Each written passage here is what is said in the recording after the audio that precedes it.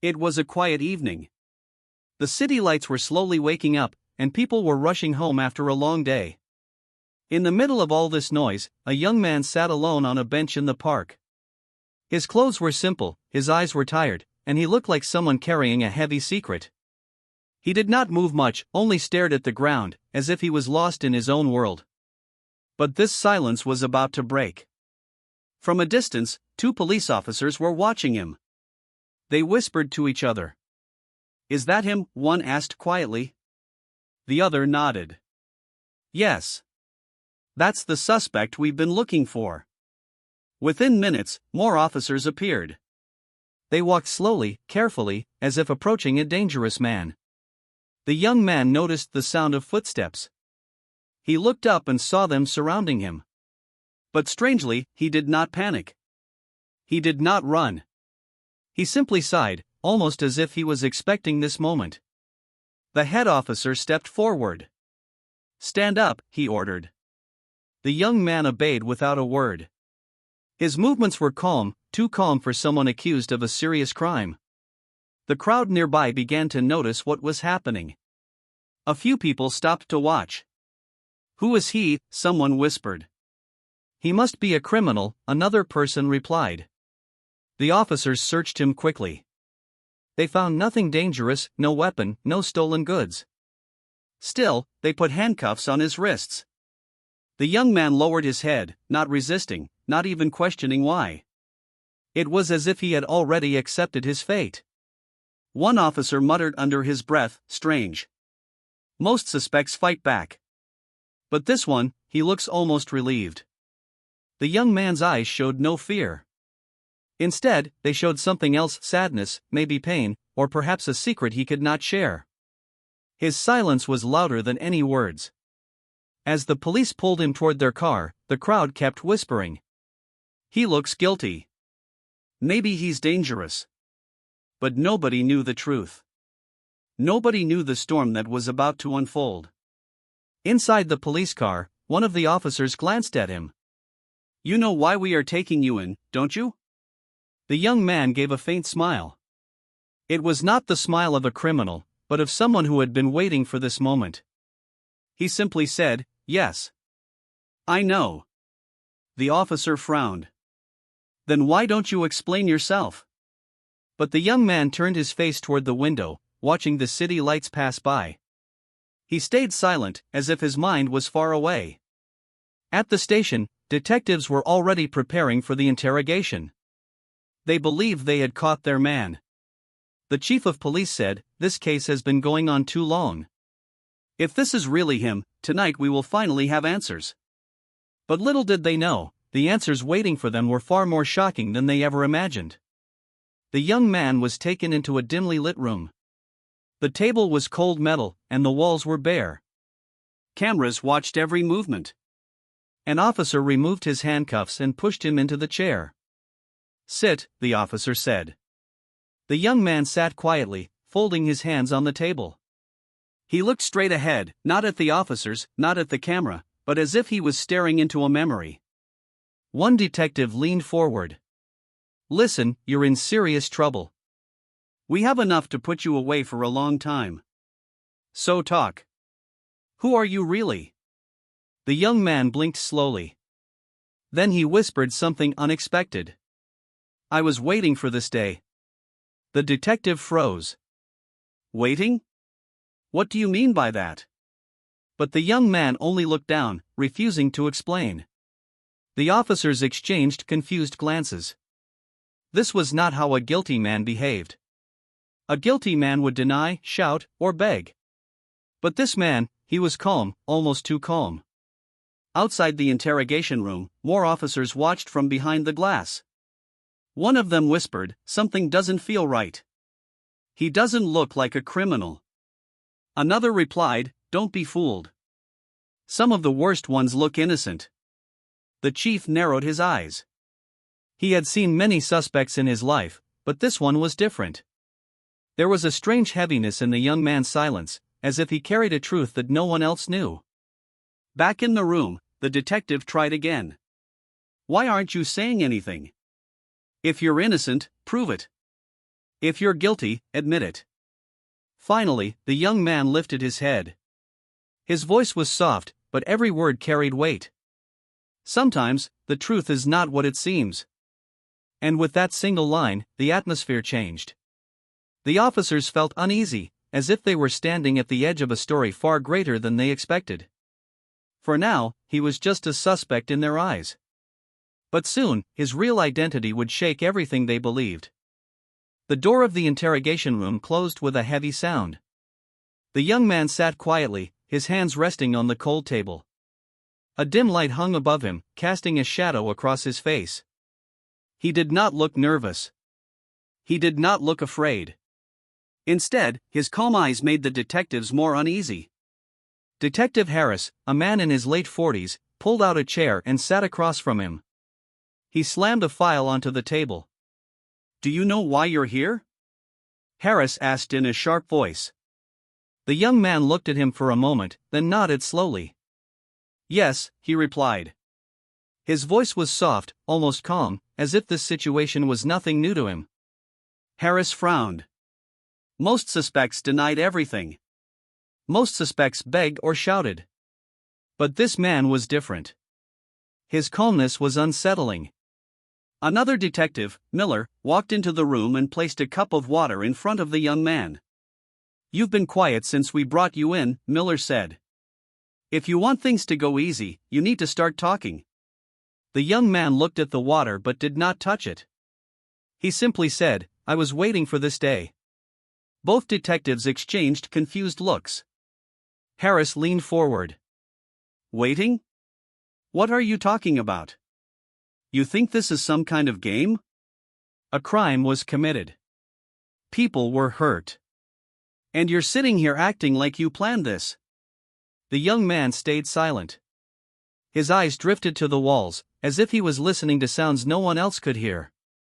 Miller grew frustrated. He slapped the table. "Stop playing games.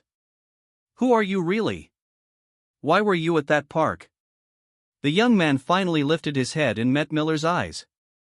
His gaze was steady, piercing. "You think I'm the suspect," he said softly. "But you're wrong.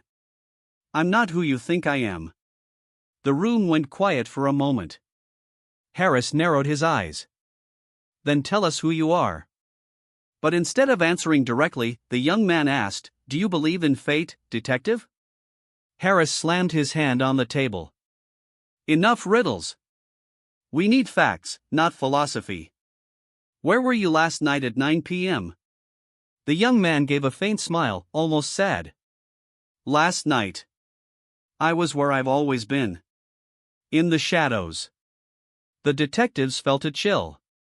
Something about his tone made it clear, this was not the usual case. Outside the room, a group of officers were watching through the one-way glass. One whispered, "He doesn't act like a criminal. He acts like someone, hiding something deeper." The chief of police, standing behind them, kept his arms crossed. His eyes stayed fixed on the young man. "Keep watching," the chief said quietly. "He's going to reveal something. I can feel it."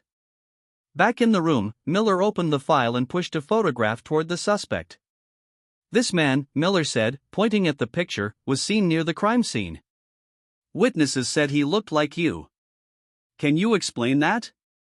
The young man stared at the photograph for a long time. Then he whispered, "That's not me. That's him." "Who is him?" Harris demanded. The young man lowered his eyes. "The man you're really looking for. The one I've been searching for too." Both detectives froze. This was not the answer they expected. Harris leaned closer. "Searching? You're telling me you're not a suspect, you're some kind of investigator?" The young man shook his head. "No. Not an investigator. Just someone with unfinished business." His words carried weight, but he refused to say more. Harris felt his patience slipping. He stood up, pacing the room. "Look, I don't have time for mysteries. Either you tell us who you are, or you'll rot in a cell." For the first time, the young man's calm mask cracked. His hands tightened into fists, and his voice rose slightly. You don't understand. I want to be here. I need to be here. Because the truth is finally close. Miller raised his eyebrows. The truth about what? The young man's eyes glistened with emotion. His voice dropped to a whisper. The truth about my father, and the man who destroyed everything. The detective stared at him, stunned. Harris sat back down slowly. His voice was softer now. Your father? What does your father have to do with this case? The young man closed his eyes, breathing deeply. Everything, he said. But not tonight. Not yet. Silence filled the room again. The detectives didn't know what to do. They had a man who wasn't denying anything, but wasn't confessing either. His words were strange, filled with meaning but without clear answers. Finally, Miller muttered under his breath, "This guy, he's either insane, or he knows something we don't." The chief of police entered the room, breaking the tense silence. He stood tall, his presence heavy. Enough of this dance, the chief said. I'll handle this myself. The young man looked up at him, and for the first time, his calm expression shifted into something else, recognition. His eyes softened, and he gave a small nod. I knew it would be you, the young man said quietly. The chief frowned. You know me? The young man leaned forward, his voice steady, his words clear. Yes. And soon, you will know me too. The room fell silent again. Everyone felt the weight of his words. Something was hidden here, something that could change everything. For now, he was just a suspect sitting in an interrogation room. But the truth he carried was about to turn the entire case upside down. The interrogation room was silent after his last words. The chief of police stood still, trying to read the young man's face. The detectives watched closely, waiting for answers, but none came. The chief leaned forward. His voice was calm but firm. You said I will know you soon. What do you mean by that? The young man lowered his eyes and replied softly, Your files won't tell you. Your records won't tell you. But the truth is already written. Detective Harris grew impatient. Enough of this nonsense. If you know something, say it. Stop talking in circles. But before the young man could answer, an officer knocked on the door. He entered with a folder in his hand, looking confused. Sir, the officer said to the chief, we ran his fingerprints, and there's a problem. The chief frowned. What problem? The officer hesitated, then opened the folder. According to the system, this man isn't who we thought he was. His prints match someone reported missing, years ago. The room fell silent. Harris grabbed the folder and read the report quickly. His eyes widened. This says he disappeared 12 years ago, when he was just a teenager. How is that possible? The young man stayed quiet, watching their confusion. His lips curved into a faint, sad smile. Miller whispered, If that's true, then who exactly is sitting in front of us? The chief's eyes narrowed. Tell me your real name, he demanded. The young man's voice was steady. The name won't matter to you now. What matters is why I disappeared, and why I came back. The detectives exchanged glances. Doubt began to grow inside the room. Was this man really a suspect? Or was he something else entirely? Harris leaned back, shaking his head. None of this makes sense. If you vanished 12 years ago, where have you been all this time? And why show up now, at the center of a crime scene? The young man answered quietly, Because the past never stays buried. It always finds a way back. His words hung in the air like a shadow. The chief studied him closely. He had seen many criminals, many liars, but this man was different. His calmness, his strange words, and now the shocking fingerprint report, none of it fit the profile of an ordinary suspect. Outside the room, more officers were gathering, whispering to each other. Could he really be that missing boy? But why wouldn't he just say his name? Maybe he's protecting someone. Back inside, Miller flipped through the folder again. He pointed at a detail. This report says his father was a decorated officer, died in the line of duty. Is that true? For the first time, the young man's eyes showed emotion. He looked away, his jaw tightening. Yes, he said quietly. My father gave everything, and yet his name was forgotten. The detectives fell silent. The chief stepped closer, lowering his voice. Your father, who was he? The young man looked up slowly, his eyes wet but steady. You already know, he whispered. The chief froze. He searched his memory, trying to connect the pieces. A memory of a brave officer, a tragedy that shook the department years ago. Suddenly, the pieces began to fit. But the chief couldn't believe it. Meanwhile, Harris shook his head, unwilling to accept it. This is ridiculous. He could be lying. Maybe he found this missing persons file and is using it to cover himself. Miller wasn't so sure. But look at him, Harris. Look in his eyes. He doesn't look like a man inventing a story. He looks like a man carrying it for too long. The doubt was growing stronger. The chief finally spoke. Bring me his full record. Everything from the day he went missing. The officers rushed to gather more files. Minutes later, old photographs and documents were placed on the table. One photo showed a young boy, smiling proudly beside a man in uniform. The resemblance was clear. The young man stared at the photo, his expression heavy. He touched it gently with his fingers. That was the last day I was truly happy, he whispered. Miller leaned forward. If you're really him, then why disappear? Why stay hidden for so many years? The young man's eyes darkened. His voice grew heavy. Because the truth was too dangerous.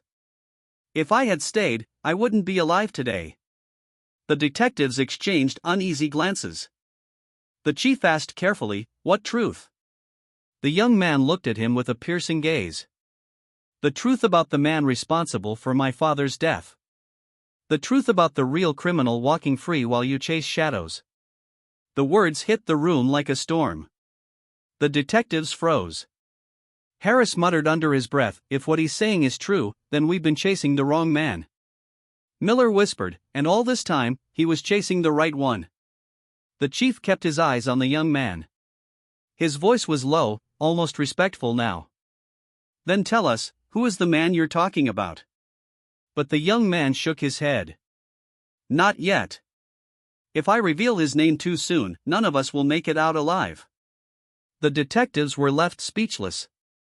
The doubt in their minds had grown into something heavier. This was no ordinary suspect. This was someone carrying a secret that could change everything. And for the first time, the police began to wonder, had they just arrested a criminal? Or had they captured the only man who could uncover the truth? The room felt colder than before. The detectives stared at the young man as if he was holding a key to a locked door they had been searching for years. His calm eyes, his heavy words, and the mystery around his past, it was all too much to ignore now. The chief of police broke the silence first. You said your father gave everything.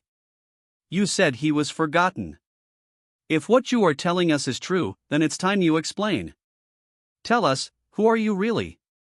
The young man took a deep breath. His eyes went to the old photograph lying on the table, the one of him as a boy, smiling proudly beside a man in uniform. He touched the photo gently, as if the memory still burned inside him. My father's name was Officer Daniel Cross, he said slowly. A man who wore this badge with pride. A man who believed in justice more than anything. But he died, not because of fate, not because of chance, but because someone wanted him silenced. The detectives froze. Officer Daniel Cross. The name was not unknown. Years ago, his death had been reported as a tragedy during an undercover mission. But now, the young man's words suggested something darker. Miller leaned forward, his voice barely a whisper. Silenced? Are you saying your father was murdered? The young man nodded. His voice cracked with pain, but his eyes remained steady. Yes. And the one who took him away from me is still out there. Harris shook his head in disbelief. Wait a minute. Your father died in the line of duty. It was reported as an accident. Everyone knows that story. The young man's eyes hardened. That story was a lie. A cover-up. They called it an accident so the truth would never come out. But I was there. I saw enough to know. And I have carried that truth for 12 long years. The room went still. The weight of his words pressed on everyone inside. The chief asked carefully, if what you're saying is true, why didn't you speak up back then? Why disappear? The young man lowered his eyes. His voice was quiet, filled with sorrow. Because I was only a boy. No one would have believed me. And because the man responsible was too powerful. He had connections, influence, and blood on his hands. If I had spoken, I would have been silenced too. Miller whispered, so you ran? I didn't run, the young man replied firmly. I survived. And while I survived, I learned. I watched. I collected pieces of truth, little by little. Every day of those 12 years, I carried my father's voice in my heart, telling me not to give up. He paused, his hands trembling slightly. I did not return for revenge. I returned for justice. The detectives exchanged glances. This was no ordinary suspect. This was a man carrying the weight of a legacy, the pain of a stolen childhood, and the fire of unfinished business. The chief leaned closer. Who is the man you're talking about? The one responsible for your father's death? The young man's jaw tightened. His eyes darkened with anger. He is not just a man. He is a shadow hiding in plain sight. He has money, power, and people who protect him. He wears a mask of respect, but underneath it, he is a criminal who has destroyed lives. Harris crossed his arms, still doubtful. If you know who he is, why not just say his name?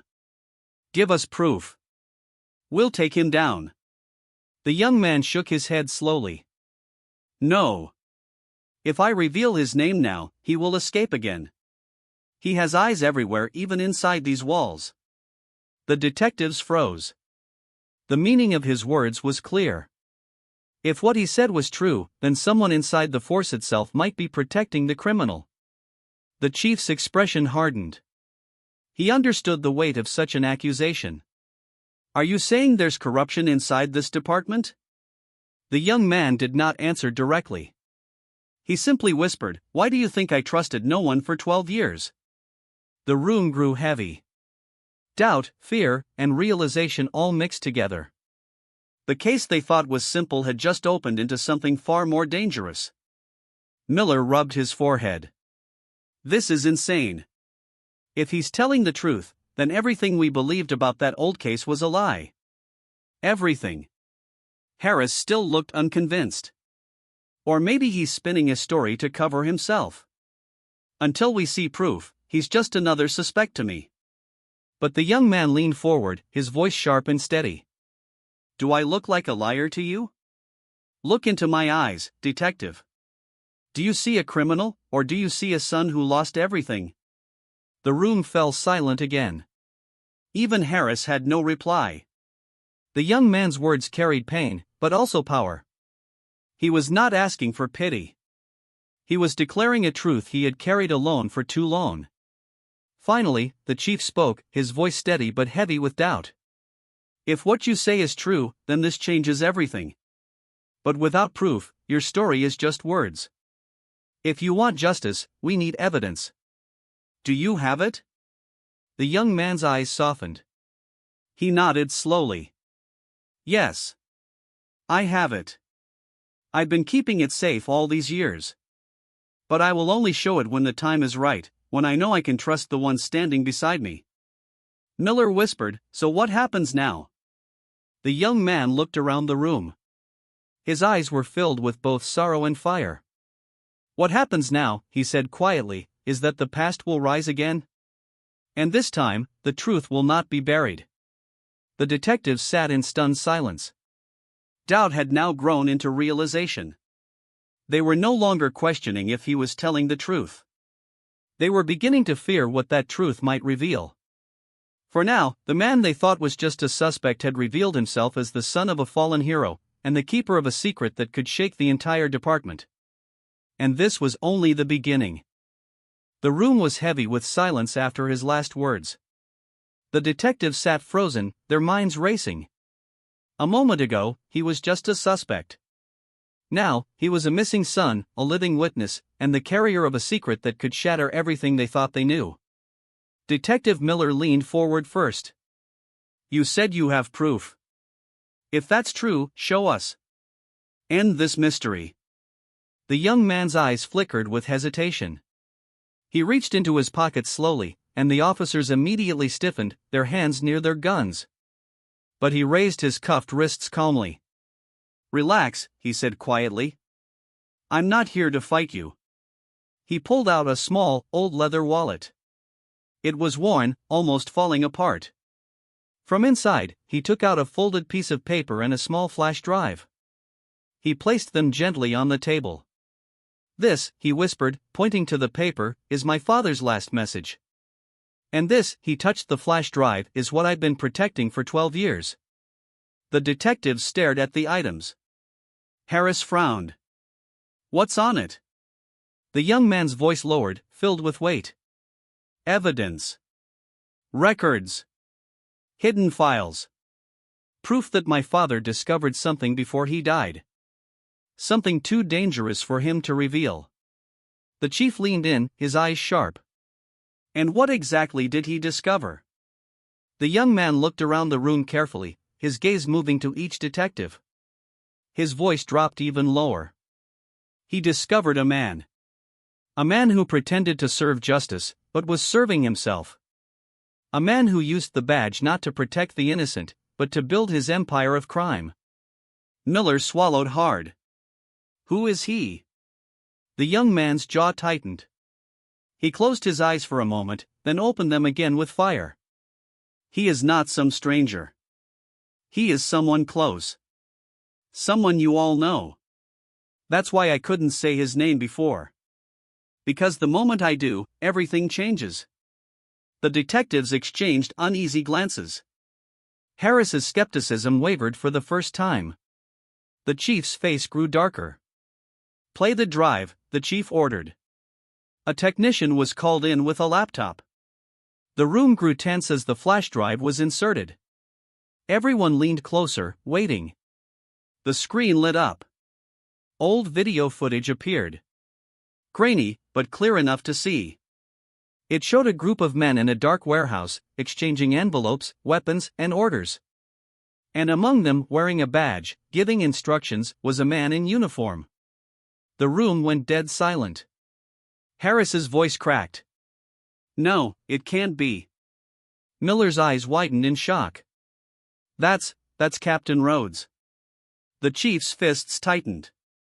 Captain Rhodes. A respected officer. A man who had risen through the ranks, praised as loyal, dedicated, untouchable. But now, the footage told another story. The young man's voice broke the silence. "Yes. Rhodes. He was my father's partner. The man my father trusted most. And the man who betrayed him." The detectives couldn't breathe. Miller shook his head. "But Rhodes, he's one of us. He trained us. He's been here for years." The young man's voice was cold. "And that's how he hid in plain sight. My father discovered his double life, his dealings with gangs, his secret operations. Rhodes killed him to keep it buried. And then, he made me disappear too. Or so he thought." Harris rubbed his face in disbelief. "All these years, we were saluting a traitor." The chief's jaw tightened. He was silent, but his eyes were burning with rage. The young man continued, his voice trembling now with emotion. "I've carried this truth alone for 12 years. Rhodes ruined my family, destroyed my childhood, and stained the badge my father died for. I wanted to return sooner, but if I had, Rhodes would have silenced me too. So I waited. I waited for the moment when I could finally put the truth in the right hands." He looked directly at the chief. That moment is now. The chief slowly nodded. This changes everything. If this is true, Rhodes won't escape this time. But the young man shook his head. You don't understand. Rhodes is not just a man. He's a network. He has people, money, power. Even inside these walls, he has eyes. If you move too fast, he will vanish again. And if he vanishes, more innocent lives will be lost. The room grew heavy again. The detectives looked at each other, fear mixing with anger. Miller whispered, "So what do we do now?" The young man leaned back in his chair. His voice was steady, but his eyes carried years of pain. Now, you decide if you believe me. If you don't, you can lock me up and call me a liar. But if you do, then together, we bring Rhodes down. Not just for my father. For every life he's destroyed. Silence filled the room. For the first time, Harris, the skeptic, had no words. His eyes softened. The chief finally spoke, his voice low but full of resolve. You were never just a suspect. You're the son of a hero. And tonight, we begin the fight your father couldn't finish. The young man closed his eyes. A single tear escaped, but his lips curved into the faintest smile. For the first time in 12 years, he was no longer alone. The truth was finally out. And the battle was about to begin. The truth was out. The name Captain Rhodes hung in the air like a storm cloud. The detectives sat in silence, their minds still struggling to accept it. The man they had trusted, the man they had followed for years, was a traitor. The young man looked around the room, his face calm but his eyes burning with pain. You see now, he said softly. I was never your enemy. I was never running from justice. I was running toward it. The chief of police stood tall, his voice heavy with anger and resolve. Rhodes has fooled us for too long. If he thinks he can keep hiding in this department, he is wrong. Tonight, we end this. Detective Miller nodded, his voice shaking. We can't waste time. If Rhodes realizes his secret is out, he'll disappear. But Harris, still struggling to process the truth, raised a hand. Wait. If Rhodes has connections inside, he'll know the moment we move against him. We need a plan. A careful one. The young man leaned forward. His voice was steady. I know his patterns. I've been watching him for years. He'll be at the docks tonight, meeting his men. If you want to catch him, that's where you go. The chief's eyes narrowed. How do you know? The young man gave a faint, bitter smile. Because I've followed him in the shadows for a long time. I know every place he hides, every step he takes. I've waited 12 years for this night. The chief hesitated only for a moment, then gave his command. Prepare the team. We move to the docks. The operation. The night was dark, the air heavy with tension. Police vans moved quietly through the empty streets. Officers whispered to each other, their nerves sharp. Inside one of the vans sat the young man, still in cuffs, but this time not as a suspect, now as their guide. His eyes were focused, his voice calm as he gave directions. When you get there, don't go through the front, he said. Rhodes always leaves men watching the entrances. Use the west side. It's weaker. That's where he won't expect you. The chief glanced at him, surprised by his confidence. For a moment, he didn't see a suspect, he saw a son carrying his father's legacy. The vans stopped near the docks. Shadows moved in the distance, men with weapons, guarding the area. At the center stood Rhodes, tall and confident, giving orders. His voice carried across the cold air. Make sure the shipment leaves tonight, Rhodes said to his men. No mistakes. We can't let anyone trace this back to us. But as he spoke, the sound of police sirens cut through the silence. Officers poured in from every side, surrounding the docks. Rhodes's eyes widened. No, it can't be. The confrontation. The chief stepped forward, his voice booming. Captain Rhodes. You are under arrest for corruption, murder, and treason against the badge you wear. For the first time, Rhodes's mask cracked. He raised his gun, fury in his eyes. You think you can take me down? I built this city. I own this department. But before he could move further, another voice echoed through the night. It was the young man. He stepped out from the shadows, no longer hiding. His voice was strong, filled with 12 years of pain. No, Rhodes. You don't own this city. You don't own this badge. You destroyed my father's life, but tonight, his truth destroys you. Rhodes froze. His eyes locked on the young man, recognition flashing across his face. It's you. I thought you were dead. The young man's fists tightened. You tried to kill me. But you failed. And I have carried my father's voice every day since. Tonight, he speaks through me. The officers around raised their weapons. Rhodes looked at the circle of guns pointed at him. His arrogance faded into fear. He dropped his gun slowly, realizing there was no escape. The chief gave the order. Take him. Officers rushed forward, handcuffing Rhodes. For the first time, the mighty captain was powerless. The transformation. As Rhodes was dragged away, the young man stood still, his chest rising with heavy breaths. For 12 years, he had carried this burden alone. Now, justice had finally been served. Detective Miller approached him, his voice soft. You did it. Your father would be proud. The young man shook his head. No. We did it. Justice was never mine alone. It belongs to everyone who still believes in the badge my father died for. The chief stepped forward, his eyes filled with respect. He removed the young man's handcuffs himself. You were never just a suspect, the chief said. You are the son of a hero. And tonight, you became one yourself. The young man lowered his head, emotion heavy in his chest. For the first time, he felt free not just from the past, but from the chains of silence he had carried for so long. As dawn broke over the city, the police cars drove away from the docks, carrying Rhodes into custody. The young man stood at the edge of the pier, watching the sunrise. His father's memory felt alive again, no longer buried under lies. He whispered softly to the wind, We did it, Father. Your name will never be forgotten. And with that, he walked forward, not as a suspect, not as a shadow of the past, but as a man transformed by truth, courage, and justice.